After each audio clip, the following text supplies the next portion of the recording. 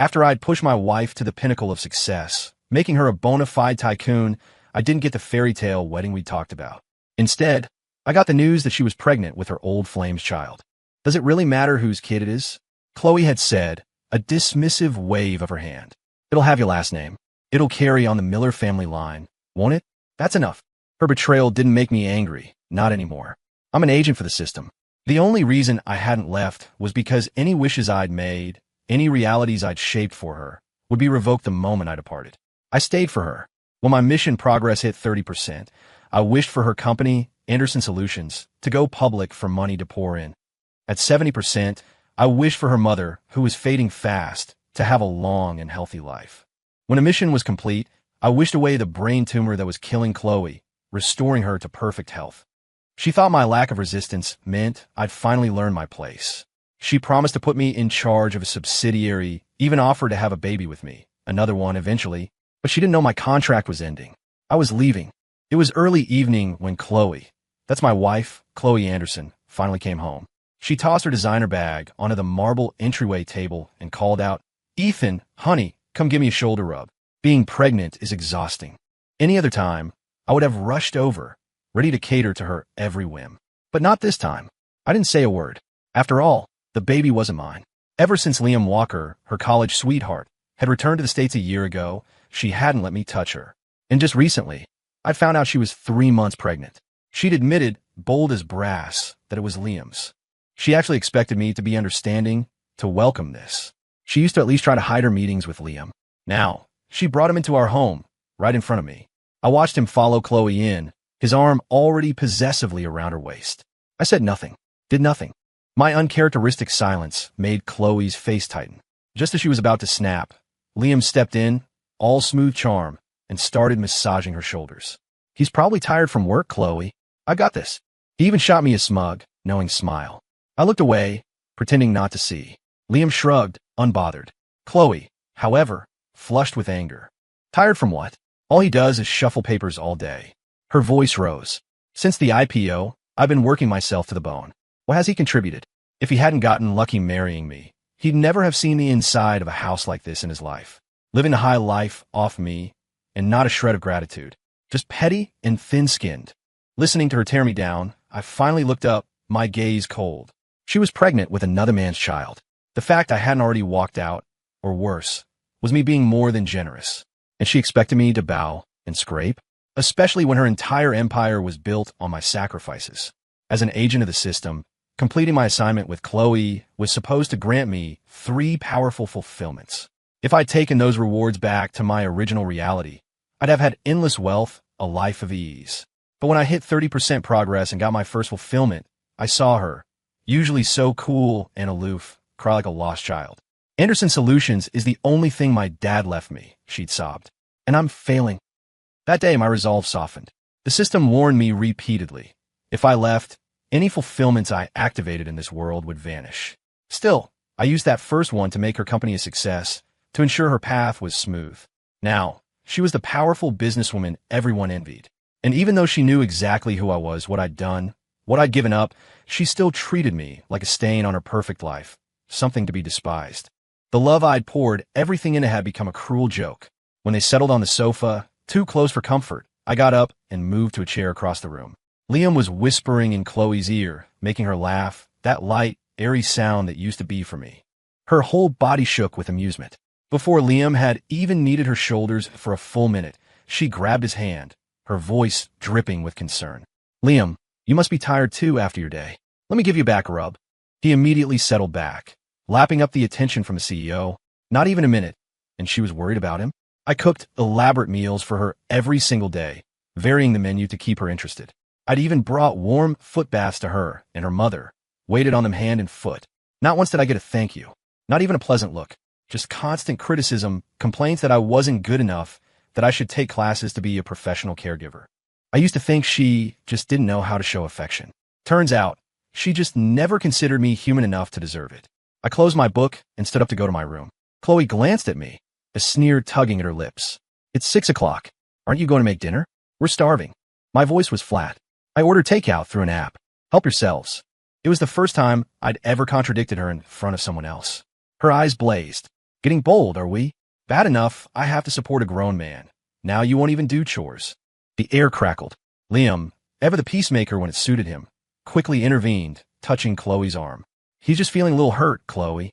Go easy on him. He then added, with false sincerity, actually, this is all my fault. A misunderstanding led to this situation. Chloe has such a kind heart. She couldn't bear the thought of, well, that's why she's keeping the baby. Kind heart? Early in our marriage, Chloe had gotten pregnant. Unexpectedly. Before I could even process my excitement, she'd told me she was too busy with work and had taken care of it. I was devastated, but said nothing, truly believing she was a workaholic. But now, at the peak of her career, she was willing to step back to have Liam's child. The truth was, Chloe just figured my wishes were all used up, that I had no more value. She was ready to kick me to the curb. Kindness had nothing to do with it. My cold stare must have unnerved her. For a moment, something flickered in her eyes, a hint of something. Her voice softened, a rare attempt at conciliation. As long as you treat this child well, once the baby turns 1, we'll finally have that big wedding. And you won't have to be my assistant anymore. I have a subsidiary. I'll put you in charge of it. I walked away without a word, my hand behind my back. She still thought I'd slave away for her. She had no idea. I was going home. I didn't want any of this. Let the system take it all back. I had 2 days left before my departure. I didn't go to work. Instead, I took the debit card, linked to the account where my meager allowance went, and went on a spending spree. Might as well, since I couldn't take any of it with me. As I was wandering through a high-end mall, a breaking news report flashed across a giant screen. Chloe's company, Anderson Solutions, was in trouble. One of their new buildings, constructed with substandard materials, had collapsed, killing 6 workers. The news surprised me a little, but then I figured they'd probably been cutting corners on construction for a while. It was only the system's protective influence that had kept things from falling apart sooner. Now that the system was busy processing my departure, it was retracting all the luck it had bestowed. By the time I left tomorrow, Chloe would lose her precious career, and both she and her mother would lose their extended lives. Just as I was thinking this, my phone rang. Chloe, the company's in crisis. Get back here now. I strolled into the next luxury boutique, voice casual. Can't. I'm busy shopping. Chloe sounded incredulous. I was usually such a workaholic, always at her beck and call. She must have thought I was still sulking. Her tone softened, losing its usual sharp edge. Just come to the office for a meeting. We'll sort this out, and then you can take some time off. I was leaving tomorrow. Time off. Yeah, right. I hung up and continued my tour of the mall's most expensive stores, indulging in a novel sensation of reckless spending. When I got back to the house, Chloe's mother, looking every bit the pampered matriarch in her silk robe, was already in full complaint mode. A freeloader husband, doesn't know his place, out gallivanting all day while the company is facing a disaster. Just knows how to waste money. I started to take off my shoes, only to find Liam there, casually wearing my slippers. Mrs. Anderson's attitude towards him was night and day compared to how she treated me. She clutched Liam's hand warmly. Liam, you're such a dear, helping Chloe with PR, and so thoughtful to bring her home. Liam smiled. It's mostly handled, Andy. This is my area of expertise. Don't be too hard on Ethan. He's done well for himself, considering he came from a small town. Chloe's mother sniffed. Done well? He got lucky, marrying into my daughter's money. If he'd ended up with someone else, he'd probably be stuck in some tiny apartment, eating instant ramen. The old woman had a convenient memory. After Chloe's father passed away and the creditors came calling, they'd been the ones hiding out in a cheap rental. It was my nonstop delivery gig work that kept them from starving, that put even instant ramen on their table. How quickly she'd forgotten those hard times, now using them to mock me. I ignored her. I was leaving soon anyway. Chloe, to her credit, didn't say anything. She saw Liam out, then followed me into our bedroom. She pulled a crumpled, expensive-looking floral tie from her purse. I had this custom-made by a famous international designer, she said, approaching me. It's one of a kind, unique. It'll look perfect on you. One of a kind, my ass. I'd seen Liam wearing that exact tie, practically preening when he paraded past me in it. I glanced down. Sure enough, a faint lipstick smudge near the knot, and the distinct scent of another man's cologne and sweat. She'd probably just taken it off Liam, stuffed it in her bag, and only decided to gift it to me because of my recent defiance. A sacrifice in her mind. I didn't reach for it. She, however, moved to put it around my neck. Only then did Chloe notice my new clothes, the fresh haircut. A flash of distaste crossed her face. She frowned. The baby's still small. We need to be careful. If we're together. I stared at her, confused. Then it clicked. Chloe detested physical intimacy with me. She'd instituted a rule: 3 times a month, no more. I was always meticulous about my hygiene, always dressed neatly, but she'd constantly complain I was unkempt, a country bumpkin. To please her, on those rare occasions, I, normally frugal, would splurge on grooming at a salon just to win a moment of her approval. But now, I'd simply wanted to spend the savings I'd painstakingly accumulated from my actual job before the system. She'd completely misunderstood. Chloe, suppressing her obvious irritation, had already looped the tie around my neck. I raised a hand, stopping her. "You've got the wrong idea." Chloe froze. In the past, I'd practically begged her to tie my tie, and she'd always refused. Now that she was offering, I was rejecting her. But she didn't get angry. After a moment, she put the tie back in her purse, sighing. "You just want a child of your own, don't you?" she said softly. "After this baby is born, I'll have one with you. I promise." If she'd said those words earlier, I would have given my life for her in gratitude. But now it was too late. I waved my hand dismissively. "No need." Chloe must have thought I was just being stubborn. She suddenly threw herself at me. "All right, stop being difficult. Let's just get this over with. The sooner we finish, the sooner I can shower and sleep. I'm exhausted." I shoved her off me hard. I didn't even think about her being pregnant. Chloe cried out in pain and surprise, scrambling to her feet, furious. "Ethan Miller, if you have a problem, spit it out. Who do you think you're scowling at?" Her voice was shrill. "The baby's gonna have your name. What more do you want? Don't be so ungrateful." Her words almost made me laugh. "Don't bother. The Miller family legacy doesn't need to be tainted by something like this." In all our years together, I'd never spoken to her so harshly. Chloe was stunned. She hadn't expected me to have such a vicious tongue. She absolutely blew a gasket. "The baby is innocent. How dare you insult my child? You're sick." She stormed out, slamming the door. This time, I didn't chase after her to apologize and soothe her temper. Later, when I went to the kitchen for a glass of water, I overheard her talking to her mother in the living room. Mrs. Anderson was comforting her. "Don't you worry, dear. Once the baby's born and calls him daddy, he'll soften right up." Chloe sounded uneasy, her brow clearly still furrowed. "I just checked his accounts. He's normally so tight with money, but he spent almost everything." Her mother snorted, as if she'd expected as much. "See? He obviously heard about the company's troubles and got scared you'd ask him for money. Trying to protect his little stash." She paused, then added with a sneer. Then he realized it was just a small problem, quickly solved, so he came crawling back. Chloe knew better, of course. She knew I loved her far more than money.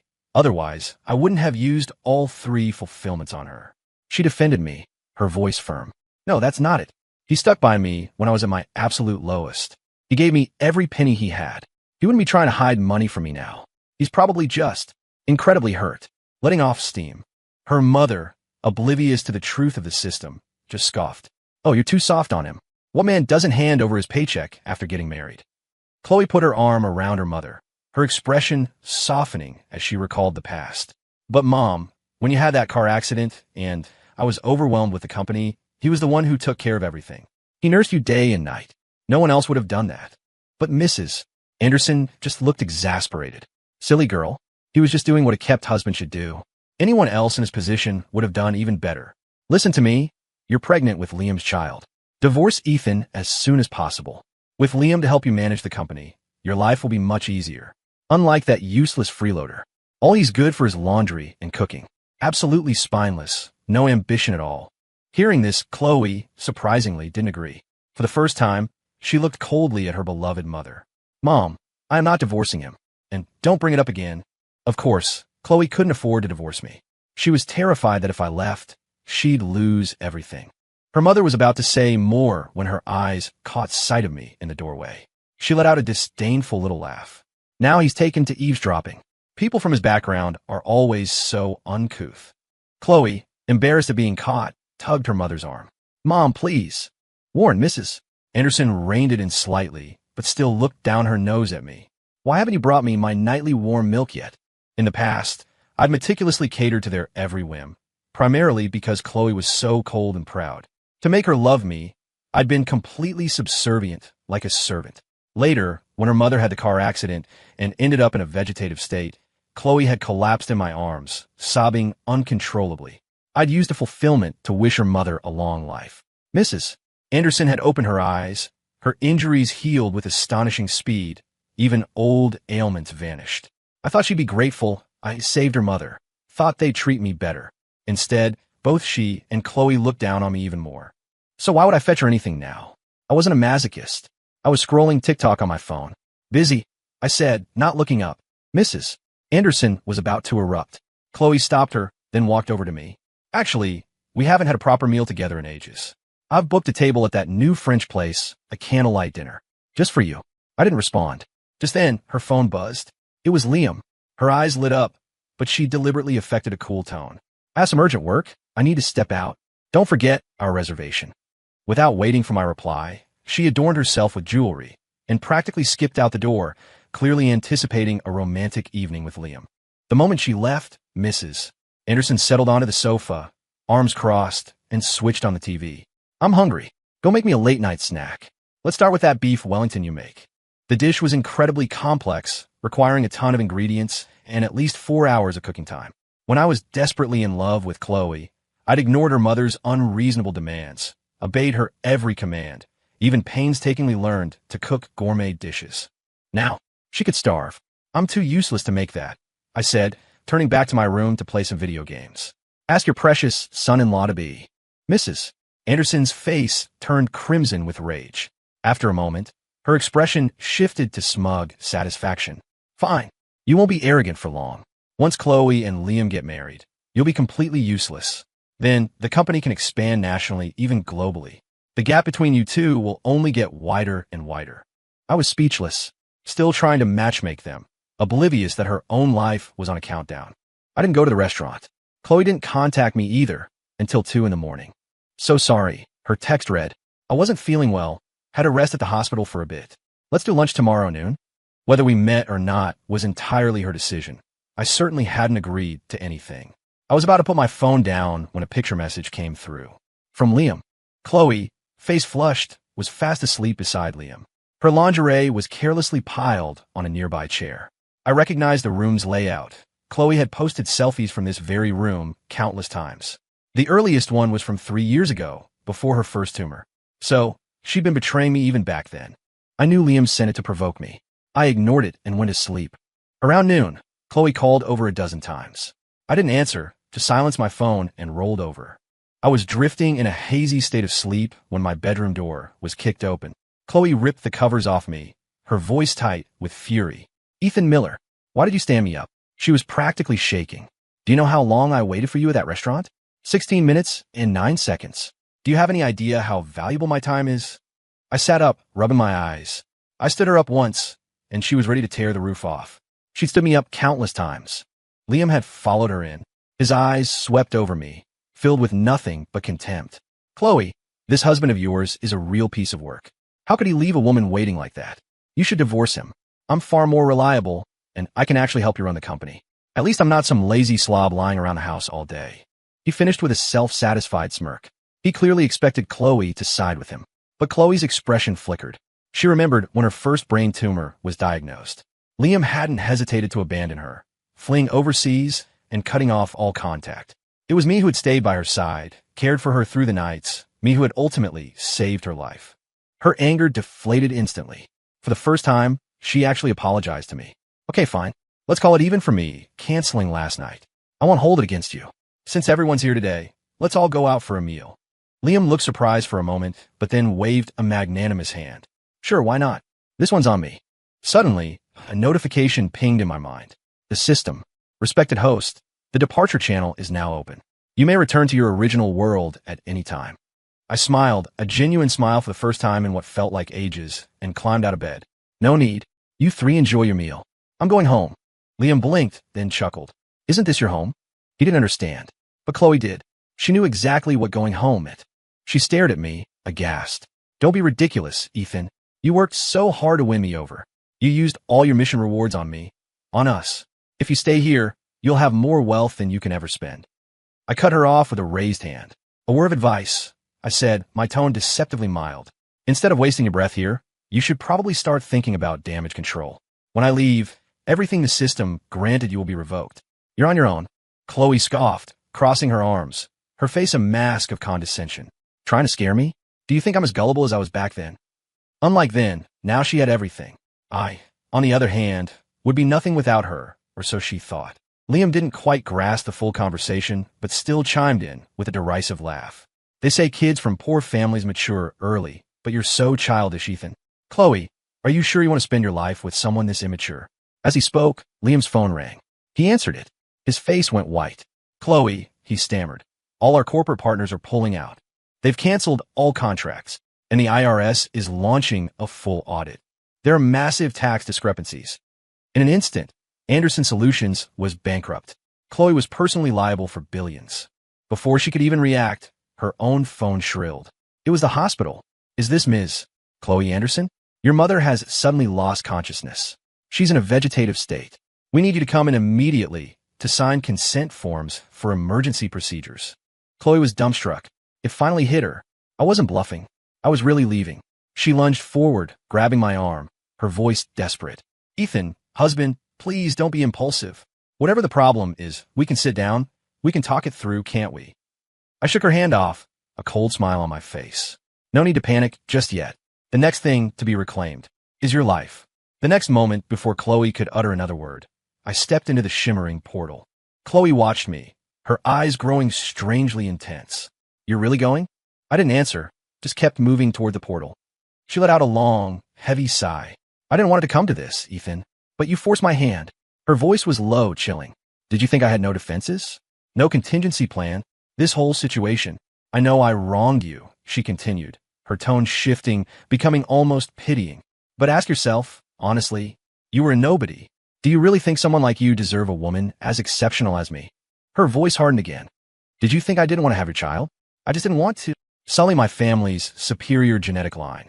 From now on, you'll stay here, in this house, and enjoy the comforts I provide. I can give you anything, Ethan. Anything but love. You should be content with that. She pulled out a small, folded piece of parchment, intricately marked with strange symbols. With a flourish, she set it alight. Suddenly, the shimmering portal wavered and collapsed, winking out of existence. Chloe stood opposite me, her eyes filled with a chilling, possessive triumph. Ever since I witnessed the true power of your system, I've lived in constant fear. Fear that one day you'd betray me, abandon me. So I sought out specialists, people with unique talents. A mystic gifted me this binding sigil. Once burned, it ensures you can never leave. Looking at the empty space where my escape route had been, I started to laugh. A harsh, bitter sound. How utterly, pathetically ironic. I'd given up everything for her, gambled my entire existence on her, elevated her to this pedestal. And her response? From the very moment I'd gifted her wealth and life, she'd been plotting, scheming how to control me, to keep me leashed. Only I, like a fool, had continued to serve her, believing, hoping that somewhere, sometime, she might have actually loved me, even for a fleeting moment. I reached out to the system mentally. In response to the situation, a series of cold, impersonal text boxes appeared in my vision. But seeing those words, I felt a profound sense of reassurance. Error. Host has left excessive traces in the target world, significantly altering multiple destinies. Host's own fate matrix has become entangled. Departure channel integrity compromised. Re-establishing connection. So that was it. By pouring my mission rewards into her, I'd ultimately sabotage myself. It was against the rules, creating a loophole, an exploitable vulnerability. Thankfully, the system was powerful enough to fix this. Respected host, vulnerability protocol engaged. Restoration in progress. Estimated time to channel reconstruction, 15 days. Upon full retraction of all granted fulfillments, departure channel will be reestablished. Please confirm intent to proceed. Without hesitation, I mentally hit confirm. Across from me, Chloe was oblivious to this internal exchange. She genuinely believed she had me trapped. You'll stay here quietly. I'll have people watching you, she said, her voice firm. Liam, let's go get Mom from the hospital. Liam, still reeling from the sudden, drastic turn of events, just stood there dazed. Chloe, don't worry too much. Annie is just very ill. I'm sure she'll pull through. Chloe actually laughed, a sound devoid of any sorrow. You misunderstand, Liam. As long as he doesn't leave, my mother and my company will be fine. She should be awake by now. As if on cue, her phone rang. The hospital. Chloe held up the phone, a triumphant glint in her eye. See?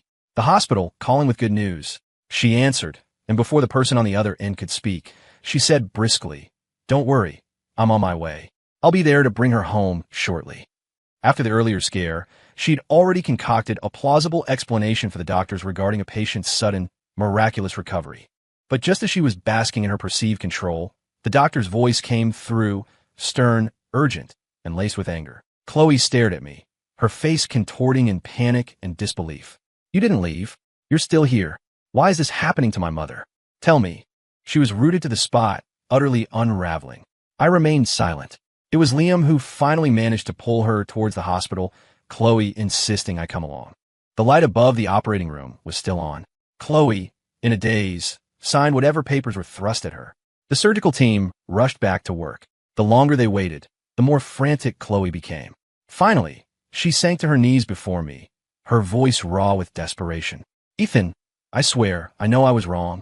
Please, I'm begging you, save my mother. I lost my father so long ago. She's the only family I have left. If you hate me, make me do anything you want. Just please spare my mother. I'm the one who wronged you. Punish me, okay?" Once, her tears had been my undoing, time and time again. But my compassion had only brought me ruin. I remembered the system's repeated warnings when I first bestowed a fulfillment upon Chloe. Excessively altering another's destiny would inevitably lead to a backlash. I just watched her hysteria, my expression impassive. "I'm just a loser, Chloe. How could I possibly have that kind of power?"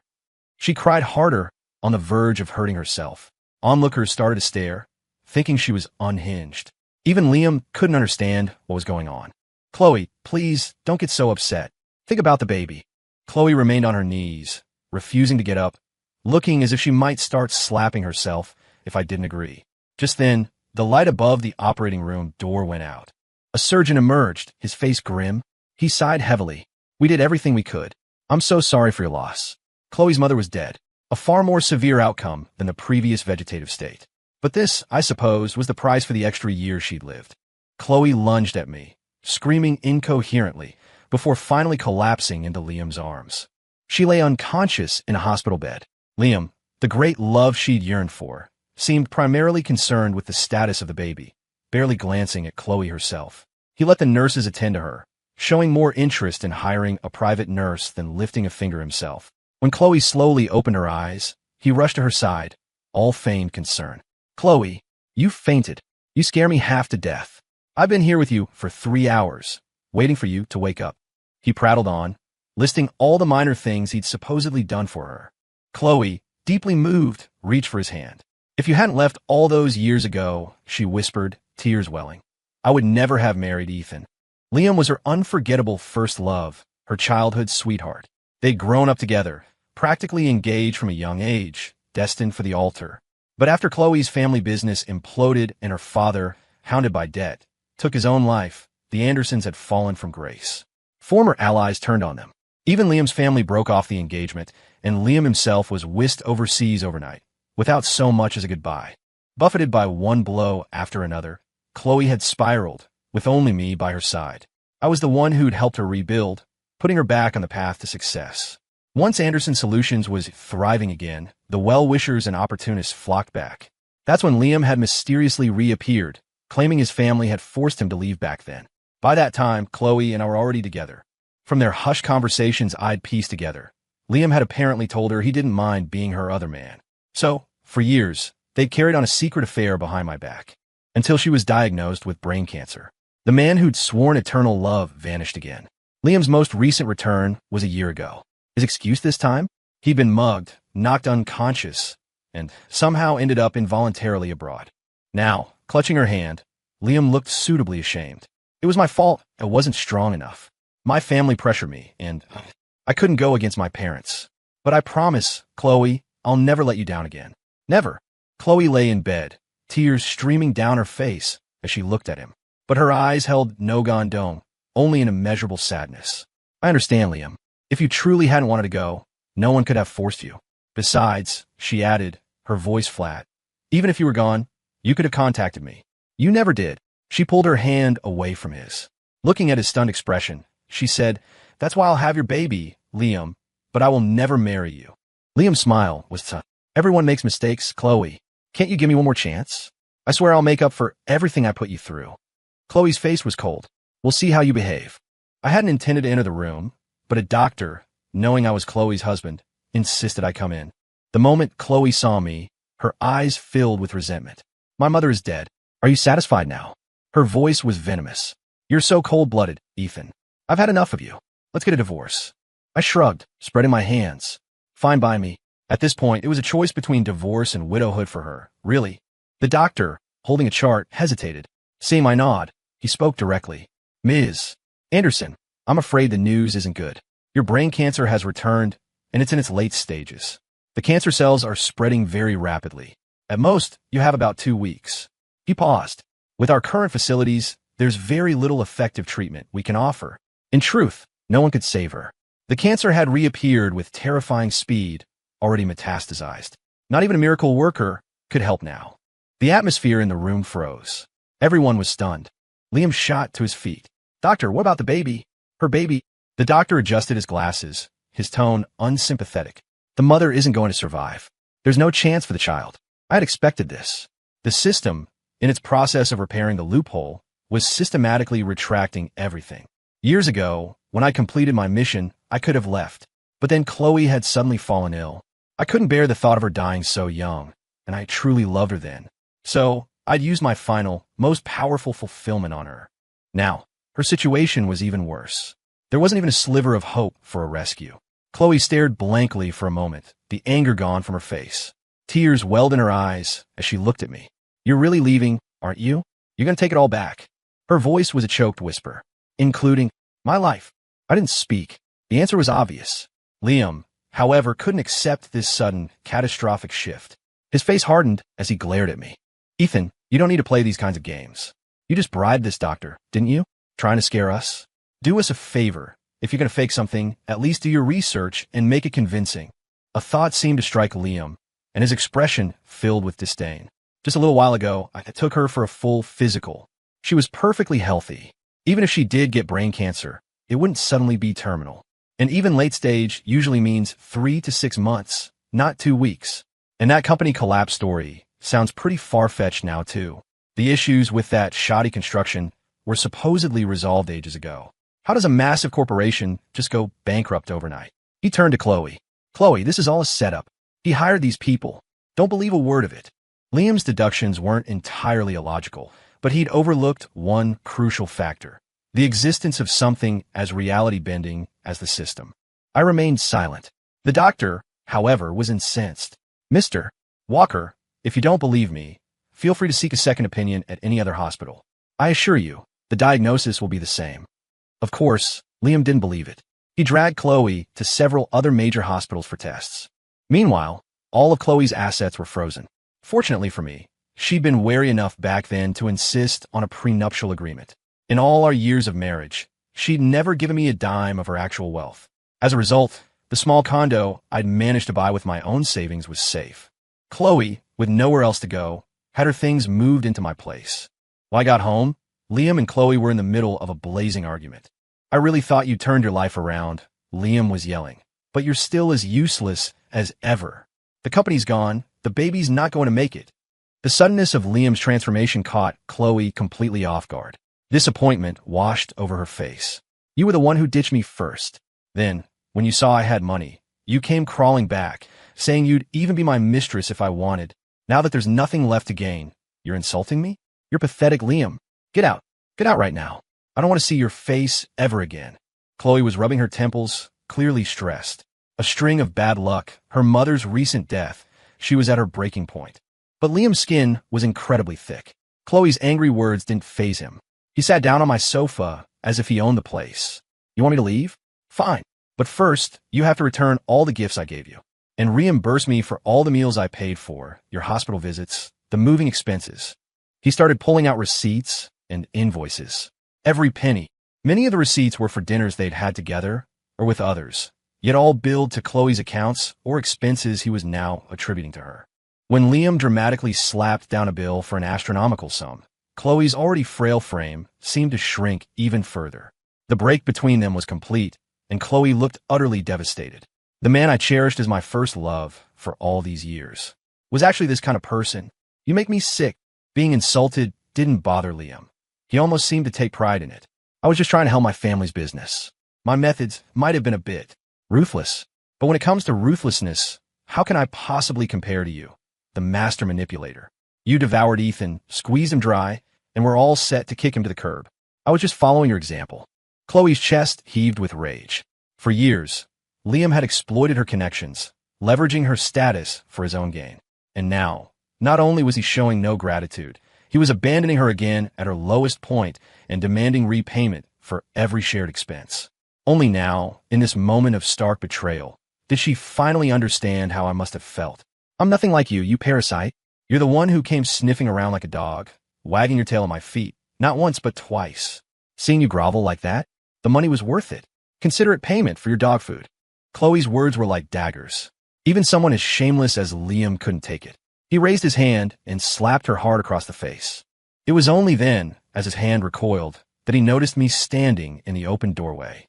He shot me a cold glare, then abruptly stopped his assault. You just wait, he snarled at Chloe. If you don't pay me back every cent, I'll make your life a living hell. With that parting threat, Liam brushed past me and left. As soon as Liam was gone, Chloe crumpled into a corner, wrapped her arms around herself, and started to sob. Ethan, she choked out between tears. I see it now. He's all talk, all empty promises. He never actually does anything. You were always the one who was truly good to me. The company, my mom. I don't care about any of that anymore. Can we start over? Please. She looked up at me, her eyes brimming. I never realized before how much you actually sacrificed for me. I promise from now on, I'll treat you right. I just sat on the edge of the sofa and silently lit a cigarette. Chloe looked a little annoyed by my lack of response, but said nothing. Actually, I said, my voice devoid of emotion, I think you two are quite a pair. Both equally selfish, only ever thinking of yourselves. What he just said sounds exactly like something he'd say. Your actions aren't much different either. I took a drag from the cigarette. All that I did for you, even a blind man would have noticed. But you claim you didn't realize? You're just terrified of dying, Chloe. Stop trying to fool me with these pathetic excuses. Chloe froze, then the tears came afresh. I'm sorry, Ethan. I'm so sorry. But her tears had lost their power over me long ago. I got up and went to my room to sleep. A little while later, Chloe was knocking urgently at my door. My mother's cremation, she said, her voice tight with anxiety. I don't have a penny to my name. I called everyone I know, but no one will lend me anything. Fallen from grace, she was once again experiencing that crushing feeling of isolation and helplessness. And once again, she was turning to me. I don't have any money either, I said. Even if my funds hadn't been depleted, what did her mother's cremation have to do with me? Suddenly, my eyes fell on a collection of expensive-looking watches on my dresser, gift from her over the years. All those presents you gave me, I suggested. I've kept them all. Why don't you take them and sell them? I didn't want her anymore, and I certainly didn't want her tainted gifts. Chloe clutched her phone, looking acutely embarrassed. As I started to close the door, she finally mumbled, They can't be sold. They're all fakes. They're worthless. I paused, genuinely surprised. But they all came with receipts. How can they be fake? Chloe looked down, her voice barely a whisper. I did buy the real luxury items, but I gave all the genuine ones to Liam. So, the gifts for me were cheap knockoffs. That explained it. Why, after Liam's return, she'd suddenly started showering me with presents, always showing me the receipts, always emphasizing how expensive they were. I thought it was just guilt. I never imagined she was so determined not to spend real money on me that she'd pass off fakes. Good thing I've always preferred a simpler lifestyle. If I'd worn that junk out in public, I'd have been a laughingstock. Well then, I said coolly, you'd better go asking for the real ones back. I slammed the door in her face, ignoring her cries and desperate pounding. Chloe, left with no other option, called Liam, trying to get the valuable gifts back. Liam just scoffed. Those watches have all depreciated. They're not worth much now. Just focus on paying me back what you owe, and stop trying to pull these stunts. After hanging up, Chloe slumped against my door, crying uncontrollably. I'm so sorry, Ethan. I'll get rid of the baby. I'll only have children with you. Please just don't leave, okay? I was already fast asleep. After a while, her cries subsided, and she eventually left. The next morning when I woke up, the apartment, which had been chaotic since she moved in, was surprisingly tidy. Chloe, dressed in casual loungewear, greeted me with a plate of breakfast, acting as if nothing was wrong. She proudly announced she'd made it all herself. I looked at the lovingly prepared breakfast on the table. It did look and smell delicious. Perfectly fried eggs deliberately shaped like hearts, and a steaming bowl of hot oatmeal that smelled incredible. You must be hungry, Chloe said, her voice bright. Come and eat. I made all this just for... She trailed off, her sentence unfinished. I walked to the fridge, pulled out a couple of slices of bread, and started eating them plain. You learned to cook all this for Liam, didn't you? She'd known how to cook for years. Yet, no matter how exhausted I was, she'd never once stepped into the kitchen for me. But for Liam, it was a different story. She'd wake up an hour early every day to prepare fresh, elaborate breakfasts and deliver them to him, simply because she was afraid he might go hungry. Chloe's face fell at the mention of Liam. Don't bring him up. That's all in the past. We were in love for a while, yes, but I stopped loving him a long time ago. Otherwise, I wouldn't have rejected his marriage proposals repeatedly. She looked at me earnestly. I only love you, Ethan. Her words made my skin crawl. I ignored the breakfast she was offering and walked past her without a word. Love me? Then why the cold shoulder for years? Why, after finding a way to supposedly trap me, did she cross every moral line and get pregnant with Liam's child? It was because she thought I couldn't leave, that I was dependent on her, so she felt free to humiliate me. And now that she'd lost everything, she wanted a fresh start? What next? Would she find another mystic to perform another binding ritual on me? I shook my head and went into my room, leaving Chloe standing alone in the kitchen, an awkward silence hanging in the air. She didn't seem to believe it, that the man who had once loved her so fiercely could suddenly become so indifferent. She continued to prepare breakfast, lunch, and dinner for me every day. It was only then I discovered that Chloe, who had always claimed she couldn't cook, was actually quite skilled. Her dishes looked like they came from a magazine.